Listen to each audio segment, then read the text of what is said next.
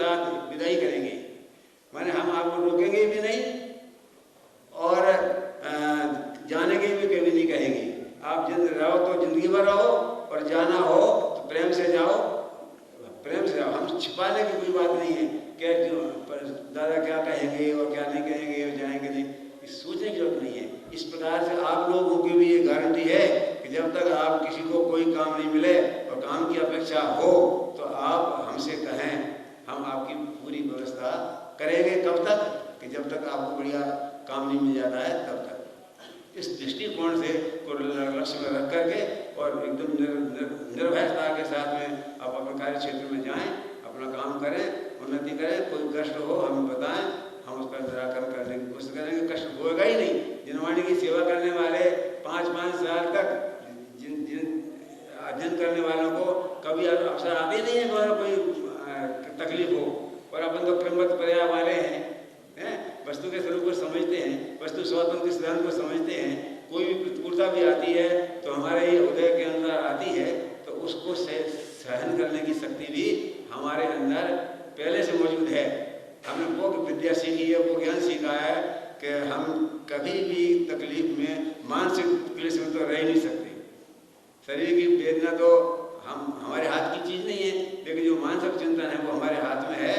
तो हम मानसिक दृष्टि से हम पूर्ण सुखी रहेंगे और सब लोग सुखी रहें, इस मंगल भावना के साथ हम आपको पैदा करते हैं। लेकिन साथ साथ में ये भी अपेक्षा रखते हैं कि आप कभी भी सपने में भी ये मत सोचना कि अब हम यहाँ से जा रहे हैं।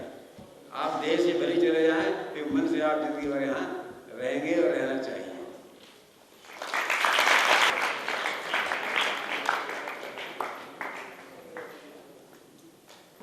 और विराम देने की ओर पहुंच चुका है।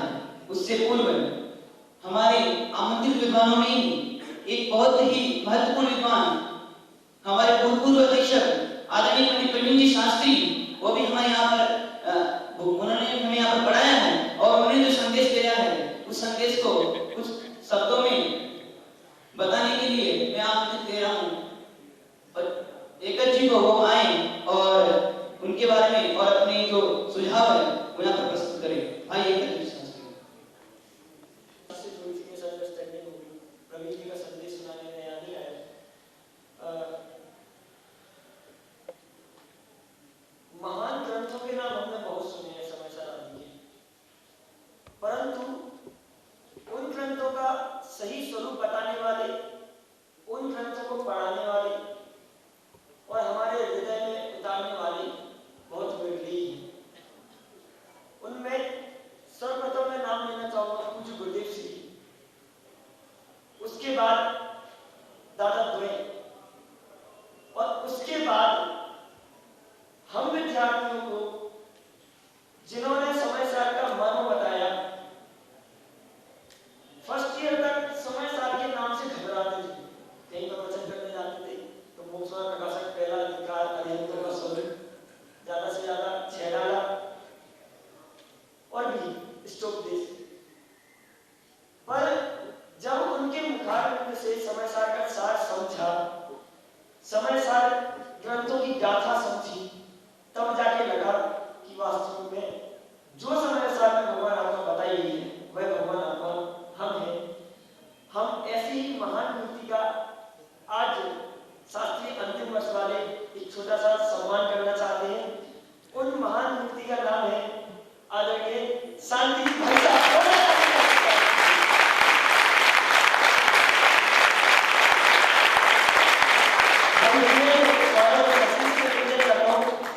सम्मान की प्रक्रिया को आगे बढ़ाइए और हम भी से और हमारे पास कोई उपाय नहीं था, पर हमें करना भी जरूरी था क्योंकि हम अंदर से बहुत सोच के रखे थे कि आदरणीय भाई साहब का किस रूप से सम्मान करें। वो एक छोटी सी भेंट जो भाई साहब को हम देना चाहते हैं।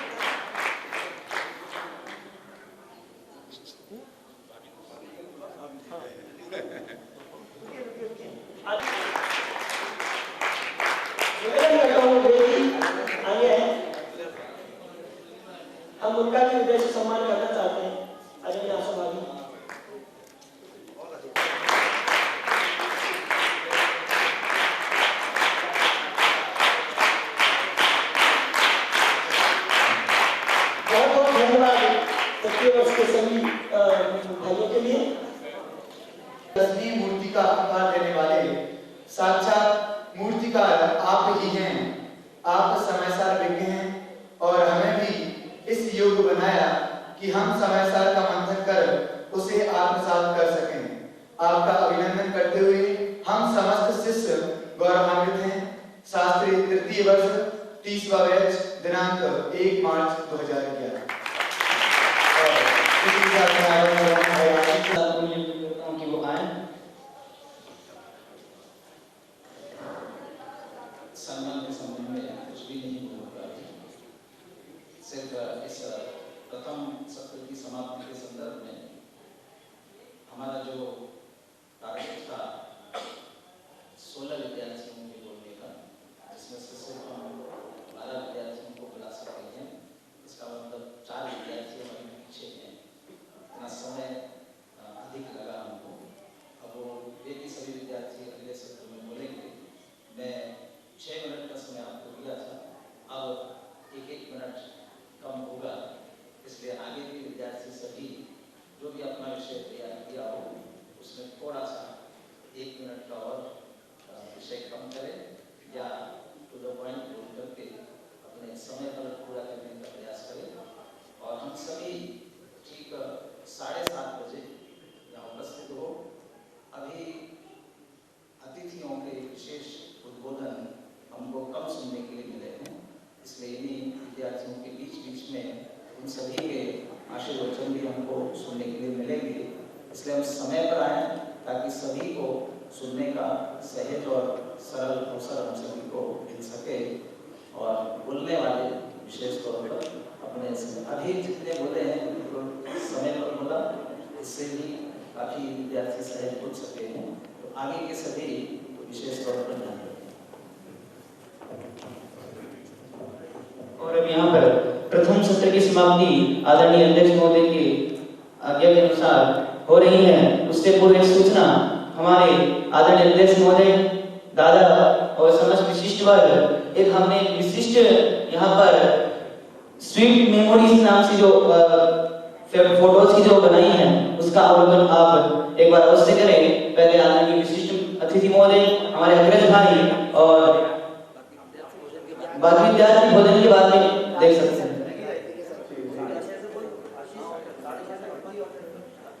और 6:30 से 7:30 तक आज विशेष जिनेंद्र भक्ति का कार्यक्रम त्रिमूर्ति जिनालय पर होगा। उसके पश्चात 7:30 से द्वितीय सत्र प्रारंभ होगा। और अब ये प्रथम सत्र यहाँ पर ही समाप्ति की ओर है। धन्यवाद।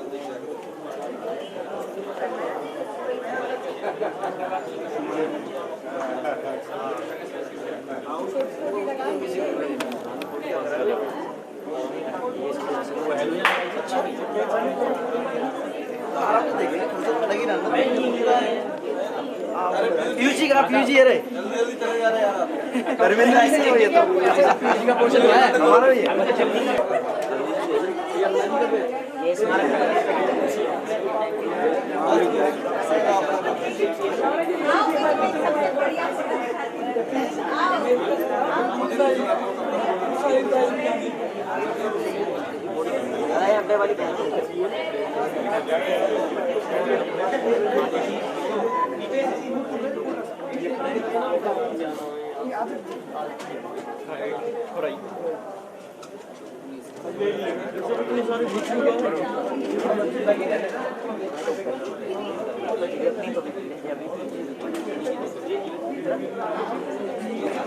भाई साहब आप गा रहे थे क्या? भाई साहब आप गा रहे थे?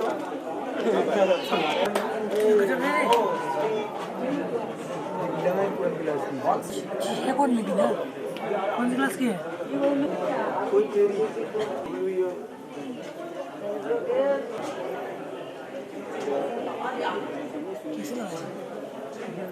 अच्छा पुराना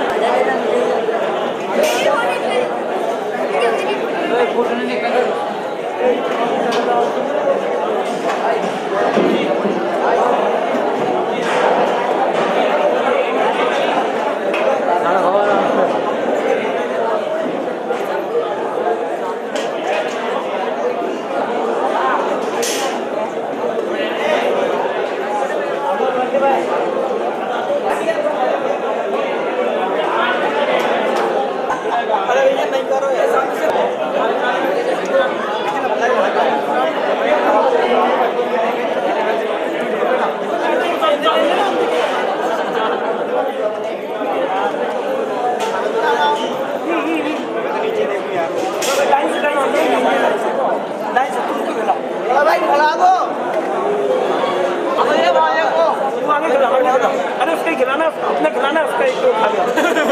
तू आगे खिला, काशी ठंडा तू उसको खिला, आगे वाले एक आगे वाले को खिलाओ, आगे वाले अरे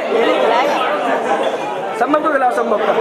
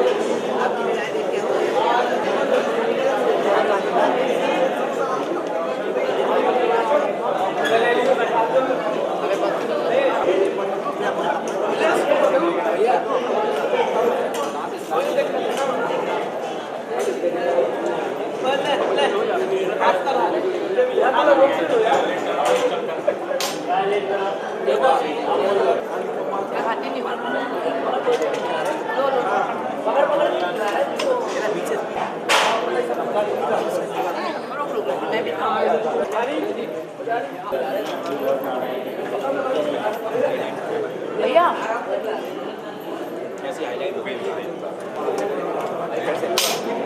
आधा आधा साड़ी खराब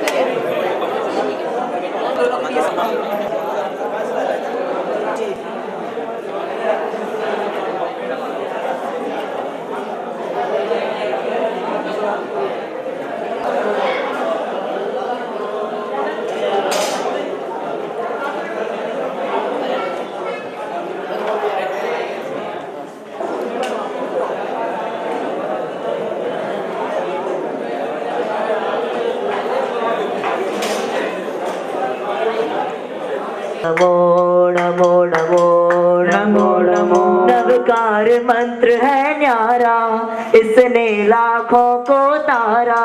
नवकार मंत्र है प्यारा, जिसने लाखों को तारा।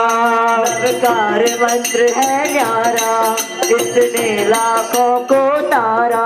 नवकार मंत्र है न्यारा, इसने लाखों को तारा। इस महामंत्र का जाप करो, भव जग से मिले किनारा। नमो हरिहंताणं, नमो श्री सिद्धाणं, नमो हरिहयाणं, नमो वज्रायाणं, नमो लोये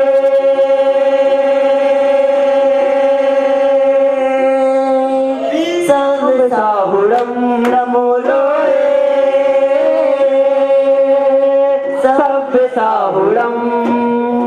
ऐसो पंच नमो यारो, सर्व पाप प्रणाशिनो, मंगलाणं च सर्वेषु परमं हवै मंगलम्, परमं हवै मंगलम्। नवकार मंत्र है न्यारा, इसने लाखों को तारा। नवकार मंत्र है न्यारा, इसने लाखों को तारा। इस महामंत्र का जाप करो, से मिले किनारा। नमो हरिहंताणं, नमो श्री सिद्धाणं, नमो आयर्या जायारं ओ नमो जायारं नमो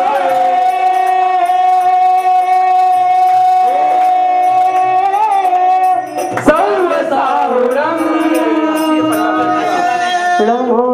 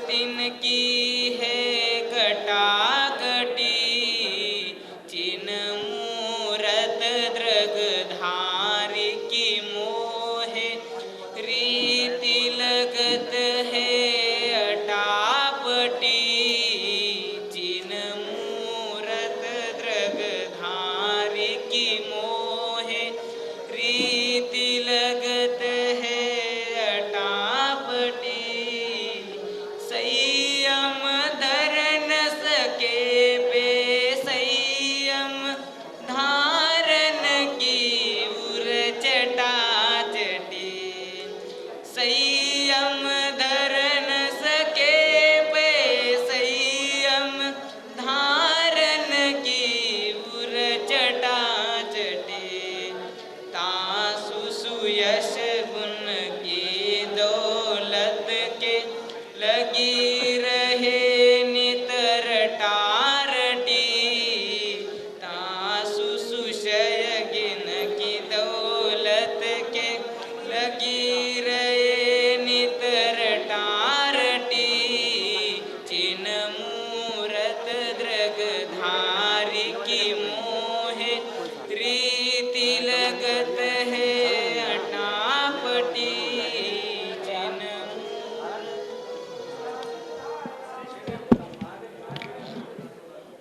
हल इंतजार की घड़ी अब खत्म हुई और अब विदाई समारोह का द्वितीय सत्र प्रारंभ होने जा रहा है। उसकी अध्यक्षता के लिए मैं बुला रहा हूँ आदरणीय सुशील कुमार जी गोदिका को, वो आए और अध्यक्ष पद को ग्रहण करें। आदरणीय सुशील कुमार जी गोदिका साहब जोरदार करतल ध्वनि के माध्यम से उनका स्वागत करते हैं। और हमारे जितने भी अग्रज भाई शास्त्रीय अंतिम वर्ष में जो उन्नत है, वो जहाँ कहीं भी हो प्लीज अपने अपने स्थान को ग्रहण करें। जो भी हमारे अग्रज भाई प्रवचन मंडप के बाहर जो भी अग्रज भाई हैं और अंदर जो भी अग्रज भाई हैं, वो अपना अपना स्थान ग्रहण करें। विदाई समारोह का द्वितीय सत्र अब शीघ्र ही यहाँ से प्रारंभ होने वाला है। हमारी और विशिष्ट अतिथि के रूप में हमारे संस्था के उपराचार्य आदरणीय श्री शांति कुमार जी ने भी अपना स्थान ग्रहण कर लिया है। जोरदार करतल ध्वनि के माध्यम से उनका स्वागत करते हैं। और हमारे अग्रज भाई शीघ्र अपने अपने स्थान को ग्रहण करें। अग्रज भाई हाँ पंकज जी, जोरदार करतल ध्वनि के माध्यम से स्वागत करते हैं।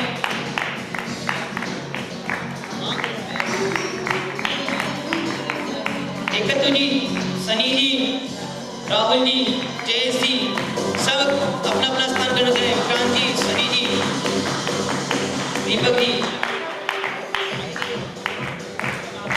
हाँ जी, समस्त विद्यार्थी आते जाएं और अपना अपना स्थान ग्रहण करते जाएं। समस्त विद्यार्थी जोरदार करतल ध्वनि से स्वागत करते हैं। हम इनको आमंत्रित करते हैं कि अपने अपने स्थान को ग्रहण करें इनका भी, और सभी विद्यार्थी अपना अपना स्थान ग्रहण करें। और विशेष रूप से शास्त्रीय द्वितीय वर्ष से निवेदन करते हैं कि वो अपने अग्रज भाइयों को बुलाएं और अपने अपने स्थान को ग्रहण करवाएं। हम आमंत्रण दे रहे हैं भाई जयेश जी को, आशीष जी को, विकास जी को, सभी अपना अपना स्थान ग्रहण करें। जोरदार करतल ध्वनि से स्वागत करते हैं सभी का।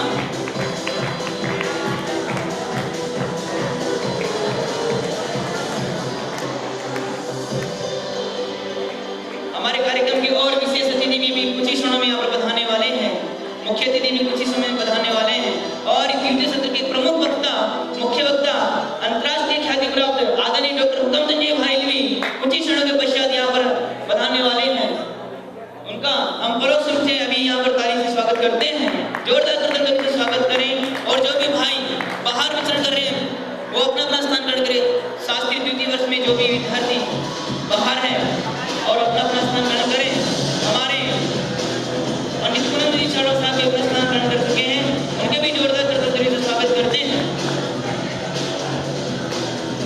समस्त भाइयों से निवेदन करते हैं कि वो अपना स्थान शीघ्र ग्रहण करें ताकि हम कार्यक्रम को अग्रिम रूप दे सकें। जो भी भाई आते जाएं उनका करतल ध्वनि से स्वागत करते जाएं, हमारा कर्तव्य बनता है।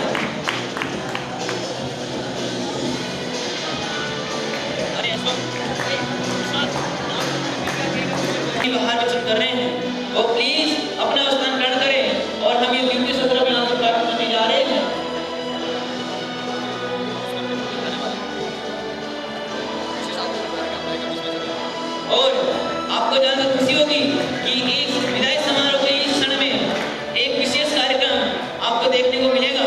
यादें, हमारे 5 साल का जो भी फोटोज जो भी हैं उन सबको एक रूपांतरित करते हुए फिल्म के माध्यम से आप सबको दिखाई दे जाएगा। इसलिए आप सभी एकत्र यहाँ चुके जोरदार ताली के माध्यम से स्वागत करते हैं सभी का। भाई संगीत जी जितने भी भाई हैं वो सब अपना स्थान ग्रहण करें। कार्यक्रम शीघ्र ही हम प्रारंभ करने वाले हैं। हमारे अतिथि के रूप में भी डॉक्टर श्रियान जी सिंगाई अभी पधारने वाले हैं, डॉक्टर कमलेश जी अभी पधारने वाले हैं, पंडित श्रीमन जी शास्त्री भी अभी यहाँ पर पधारने वाले हैं। सभी मुख्य अतिथि यहाँ पर, विशेष अतिथि यहाँ पर पधारने वाले हैं, उनका हम करतल ध्वनि से स्वागत करते हैं। फिर ही यहाँ पर कार्यक्रम प्रारंभ होने जा रहा है। विदाई समारोह का द्वितीय सत्र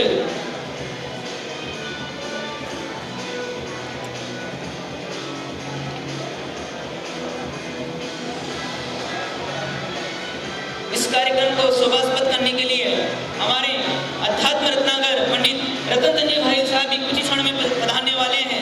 पंडित संजीव कुमार जी गोदा, पंडित सोनू जी शास्त्री, पंडित श्रीमन जी शास्त्री और भी अध्यक्ष महोदय का स्वागत करने के लिए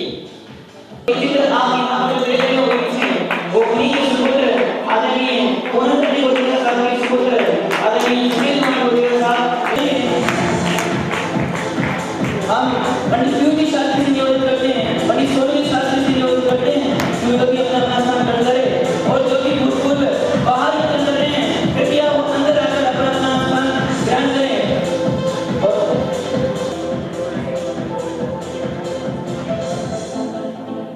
जोरदार करतल ध्वनि से स्वागत करते हैं हमारे आए हुए समस्त मेहमानों का और अग्रज भाइयों का, जो कि समय को पधार कर समय की गरिमा को जिन्होंने बचाया है। स्वागत करते हैं। हम निवेदन करते हैं कि उनको भी अपना स्थान विराजमान करें।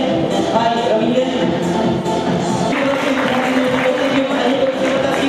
अपने स्थान को विराजमान करें और अभी छोटी मम्मी भी यहाँ पर बढ़ाने वाली है।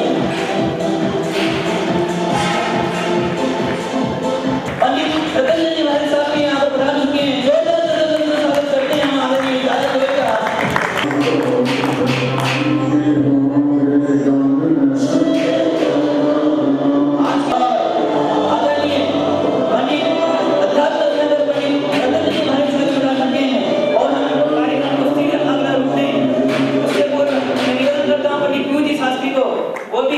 अपना स्थान ग्रहण करें।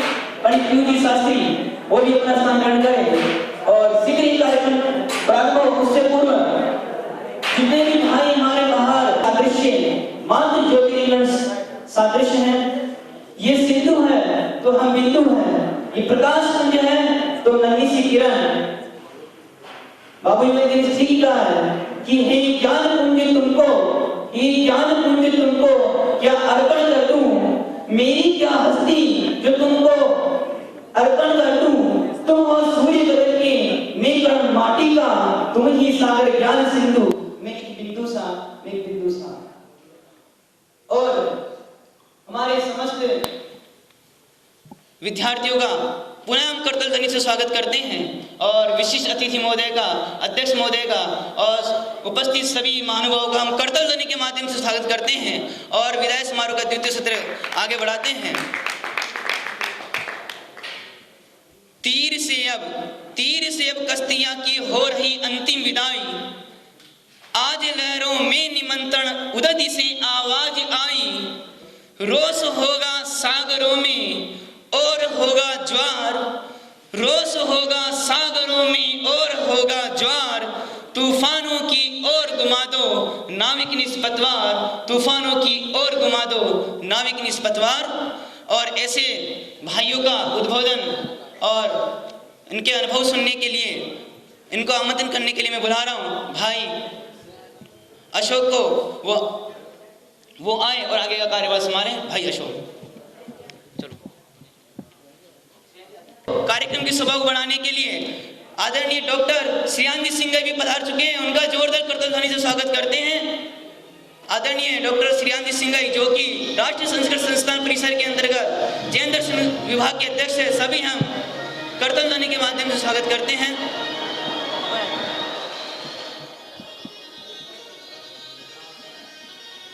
अभी कुछ ही क्षणों के पश्चात हमारी सभा को शोभास्पद करेंगे और हमारे सामने जो भी प्रेम के साथ हमारे बड़े भाइयों की इस विदाई की वेला में वक्तृत्व की कड़ी चल रही है, तो हम सबसे पहले पहला वक्तृत्व प्रस्तुत करने के लिए मैं आमंत्रित करता हूँ एकत्र जी जैन खनियादाना, वो आए और अपना वक्तृत्व प्रस्तुत करें। एकत्र जी जैन खनियादाना।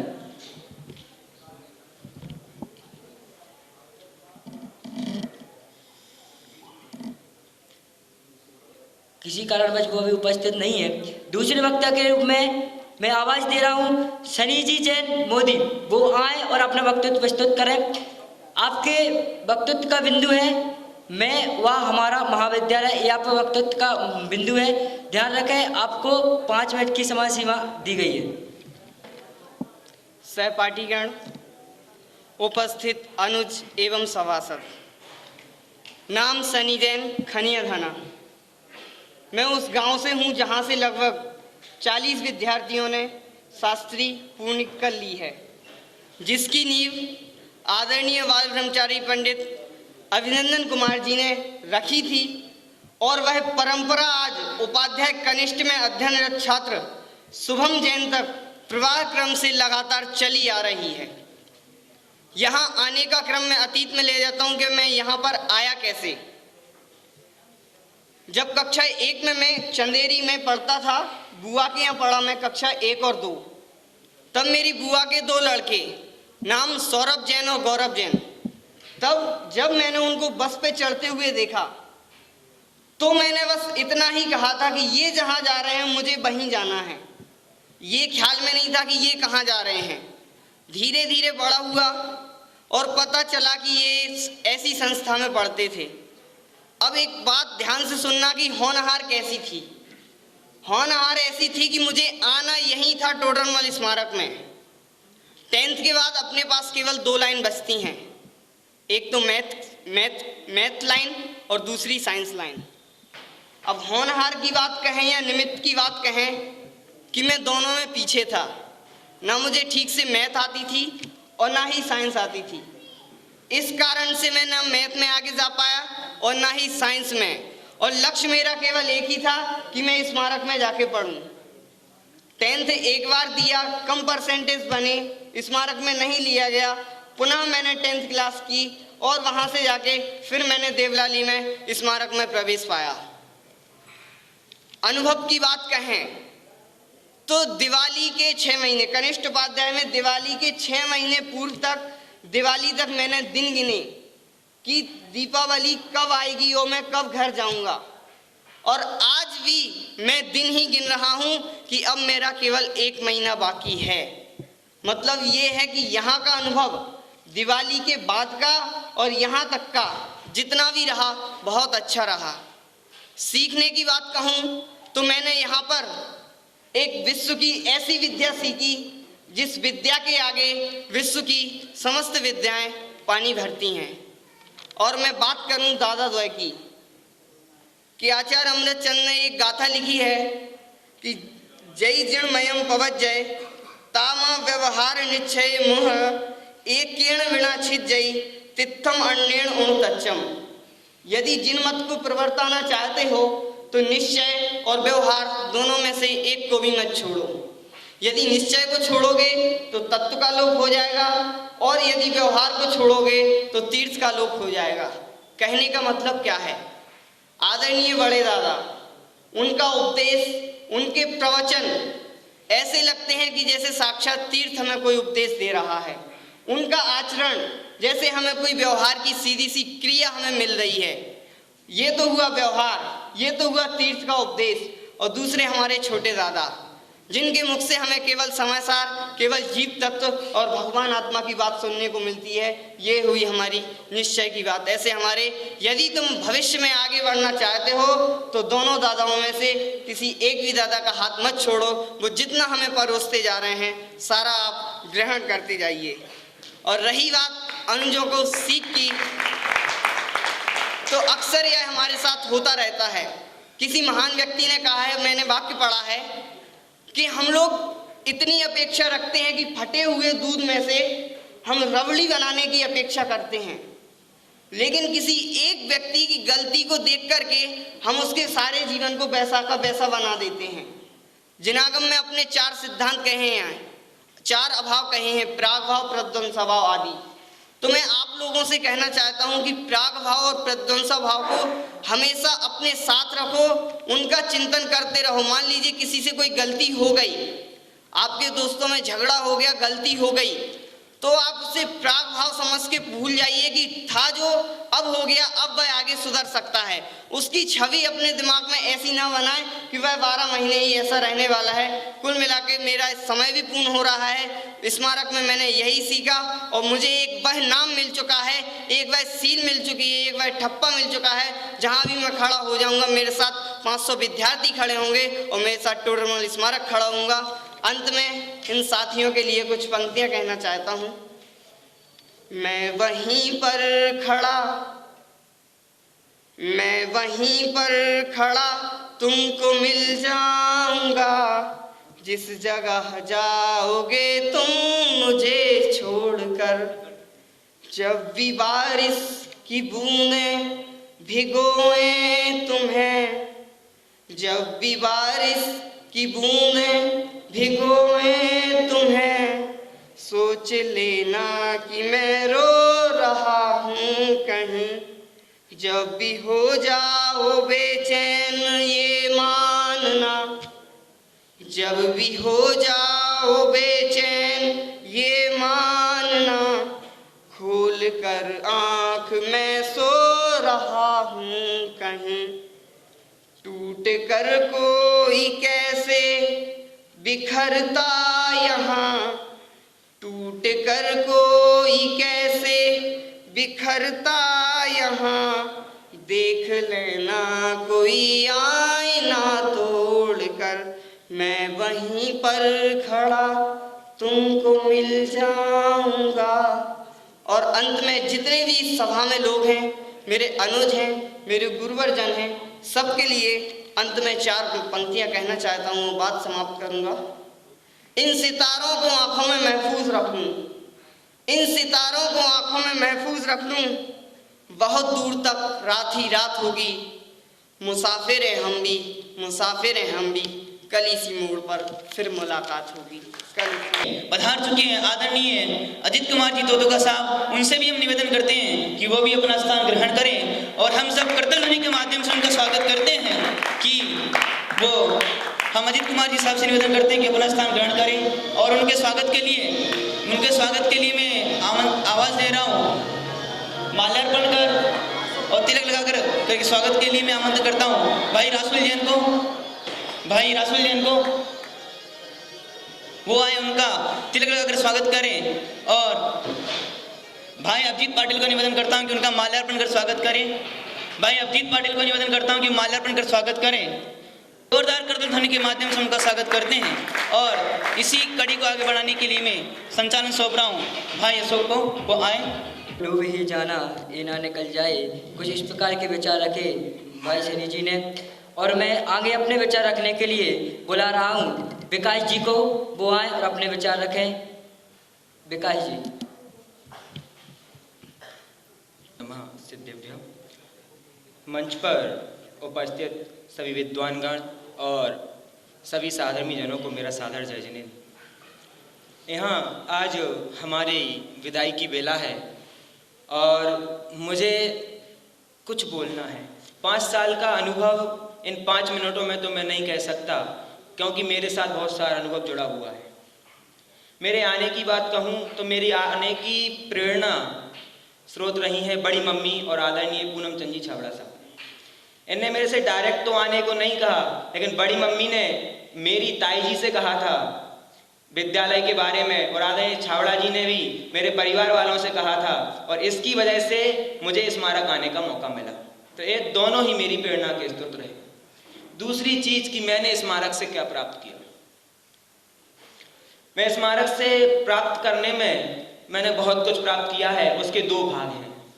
यदि मैं धर्म ज्ञान की बात करूं तो मैंने आदरणीय छोटे दादा, बड़े दादा, अन्ना जी, शांति जी, पीयूष जी, धर्मेंद्र जी, प्रवीण जी, जितेंद्र जी, राठी और रोहन जी रोटे, इतने सारे अध्यापकों से ज्ञान धन प्राप्त किया है। इन सभी ने हमें कुछ ना कुछ पढ़ाया है। इन सभी अध्यापकों ने हमें धर्म का ज्ञान दिया, जिससे कि जो हमारे मन में धर्म के प्रति कुछ ऐसी भी बातें थी जिन्हें हम धर्म मानते थे, धर्म नहीं थी, ऐसी बातों को हटा करके वास्तविक धर्म का ज्ञान कराया।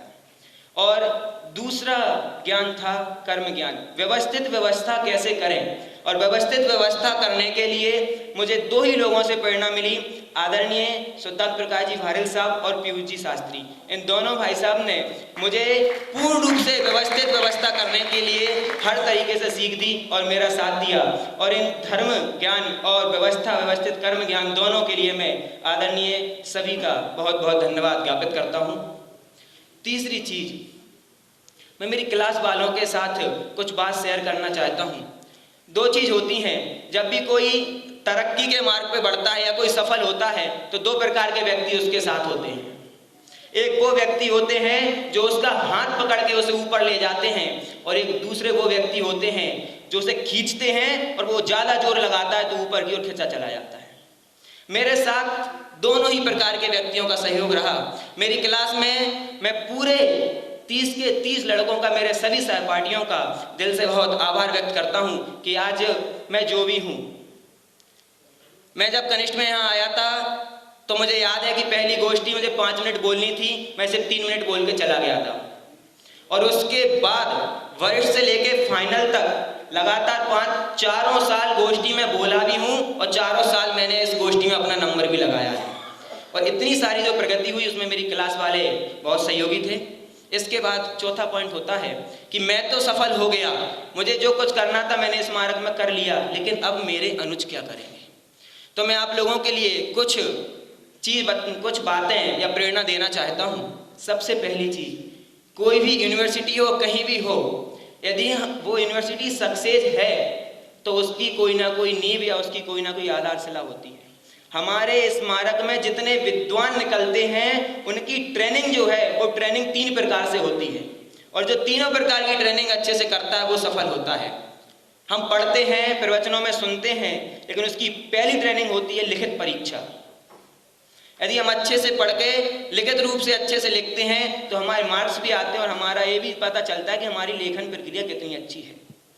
दूसरा पॉइंट है कि आपको जितनी गोष्ठियां, प्रवचन, इनमें जो बोलने का मौका स्मारक में मिलता है, ये आपका प्रैक्टिकल टेस्ट है। हम में से बहुत से ऐसे हैं कि हम गोष्ठी को, प्रवचनों को बहुत गंभीरता से नहीं लेते हैं और 5 साल में शायद हम सिर्फ फॉर्मेलिटी करते हुए चले जाते हैं। तो मैं आपसे कहना चाहता हूं, लिखित परीक्षा के साथ साथ दूसरा है प्रैक्टिकल। तो आप सभी गोष्ठी और प्रवचनों में जितना मौका आपको मिले उसमें पूर्णता के साथ भाग लें और अपना जितनी आप में सामर्थ्य है पूरी सामर्थ्य से उसको यदि बोलेंगे, गोष्ठी में भाग लेंगे तो आप निश्चित रूप से सफल होंगे। तीसरी चीज है स्मारक के सफल विद्वानों की शिविर। शिविर आपका फील्ड एक्सपीरियंस है। यदि आप 10 लक्षणों में और शिविरों में नहीं जाएंगे तो आप पढ़ तो लेंगे, सीख तो लेंगे, लेकिन जो तत्व प्रचार हमें करना है वो तत्व प्रचार समाज में जाके होगा। और यदि आप फील्ड एक्सपीरियंस में नहीं जाएंगे, शिविरों में नहीं जाएंगे तो आप तत्व प्रचार नहीं कर सकते। इसलिए मैं चाहता हूँ, मेरी आप लोगों से निवेदन है कि आप सभी इन तीनों ही प्रकार से सर्वश्रेष्ठ बनने का प्रयास करें। चौथा पॉइंट, बीरन जी ने भी सुबह आपसे कहा था मौका नहीं छोड़ना। आप लोग खुद आगे आने का प्रयास करोगे तो ज्यादा सफल रहोगे। जहां तक मुझे पता है कि हमारे स्मारक के पहले के बैचों में जो भी विद्यार्थी यहाँ पढ़े थे वो लोग स्वयं आगे आते थे हर व्यवस्था के लिए, चाहे बोलना हो या कुछ करना हो। तो वो आज कैसे हैं, और यदि हम लोग आगे नहीं आएंगे तो हम सक्षम नहीं बन पाएंगे। इसलिए मैं आपसे कहना चाहता हूं कि इंतजार करने वालों को सिर्फ उतना ही मिलता है जितना प्रयत्न करने वाले छोड़ देते हैं। इसलिए आप लोग इंतजार ना करें कि भाई साहब हमसे कहेंगे तो ही हम एक काम करेंगे। आपको यदि कहीं भी कोई ऐसी चीज लग रही है कि ये कमजोर है, यहाँ मेरी जरूरत है, तो आप आगे जाकर उस काम को करें जिससे आपकी हर प्रकार से प्रतिभा निखरेगी। निखरेगी। तीसरी और एक चीज़ और है, स्मारक में सबसे बड़ी परेशानी बच्चों की है तो एक ही है, बच्चे कहते हैं मुझे परेशान करता है, ये मुझे चिढ़ाता है और इसकी वजह से ना तो मैं पढ़ पाता हूँ ना कुछ कर पाता हूँ। जब भी कुछ करने की कोशिश करता हूँ तो कोई ना कोई मुझे परेशान कर देता है। तो मैं आप लोगों को एक ही सूत्र देना चाहूँगा। मैंने इस सूत्र को अपने जीवन में लिया है, मेरी क्लास वालों ने मेरे मुंह से बहुत बार सुना भी है और मैं आपसे भी यही कहूँगा कि जब भी आपको कोई परेशान करे, आपका मजाक उड़ाए, तो आप एक ही बात विचार करना कि यदि इसकी खुशी में मैं निमित्त बन रहा हूँ तो इससे अच्छा और कुछ नहीं हो सकता है। इसलिए जब भी आपको कोई परेशान करे तो एक ही बात सोचना कि यदि मेरी वजह से खुश हो रहा है तो बहुत अच्छी बात है। अभी आप ऐसा सोचेंगे तो आपके अंदर जो नेगेटिव थिंकिंग आती है वो सब दूर हो जाएगी और स्मारक में जितना पॉजिटिव सोच के रखोगे उतने आप सफल हो पाओगे। अंतिम में मैं सिर्फ 2 पंक्तियाँ कहकर अपना स्थान लूँगा कि गुरुओं के ज्ञान को सानिध्य को नहीं भुला सकता, गुरुओं के ज्ञान को सानिध्य को नहीं भुला सकता, सहपाठियों के साथ को, सहपाठियों के साथ को और अनुजों के प्यार को नहीं भुला सकता, अनुजों के प्यार को नहीं भुला सकता। जय जय। तो जिन्होंने अपने अनुभव से हम सबको अवगत कराया और इसी सभा को और सुशोभित करने के लिए पधार रहे हैं आदरणीय डॉक्टर श्रियांश सिंगई, उनका हम करतल ध्वनि से स्वागत करते हैं कि वो पधारें। और डॉक्टर कमलेश जी भी हमारे इस सभा को सुशोभित करने के लिए पधार रहे हैं और हम उनका करतल ध्वनि से स्वागत कर रहे हैं। करतल ध्वनि से स्वागत करते हैं हम सभी उनका। उससे पूर्व वक्ता के अनुभव की कड़ी को मैं सौंपता हूँ भाई अशोक को। वैसे ही सृष्टि होती है।